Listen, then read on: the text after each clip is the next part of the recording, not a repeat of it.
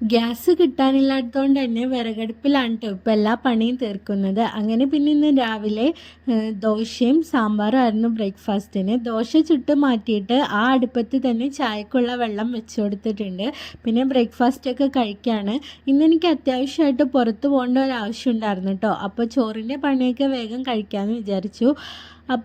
Chicken ഇരിപ്പുണ്ടായിരുന്നു. അപ്പോൾ ചിക്കനിൽ മഞ്ഞൾപ്പൊടി, മുളക് പൊടി, ഉപ്പും തേച്ചൊന്ന് മാറ്റി വെച്ചിട്ടുണ്ട്. ആ സമയം കൊണ്ട് കുക്കറിൽ നെയ്യും വെളിച്ചെണ്ണ ഒഴിച്ചു കൊടുത്ത് ഓൾ സ്പൈസസ് ഇട്ട് സവാളയും ഇഞ്ചിയും വെളുത്തുള്ളിയൊക്കെ ഒന്ന് വാട്ടിയെടുക്കുകയാണ്. പിന്നെ തക്കാളിയും കൂടി ഇട്ട് കൊടുത്തിട്ട് ഗരം മസാലയ്ക്ക് പകരം മന്തി മസാലയാണ് ഇട്ട് കൊടുത്തിട്ടുള്ളത്. പിന്നെ മഞ്ഞൾപ്പൊടി, മുളക് പൊടിയൊക്കെ ഇട്ട് കൊടുത്തിട്ട് റെസ്റ്റ് ചെയ്യാൻ വെച്ച ചിക്കനും കൂടി ഇട്ട് ഒരു വിസൽ കേൾപ്പിച്ചപ്പോൾ കുറച്ച് മല്ലിയിലയും പിന്നെ 1 കപ്പ് അരിക്ക് 1.5 കപ്പ് എന്നുള്ള അളവിൽ വെള്ളം കൂടി അഴിച്ചു കൊടുത്ത് അരിയും കൂടി ഇട്ട് കൊടുത്തിട്ടുണ്ട്.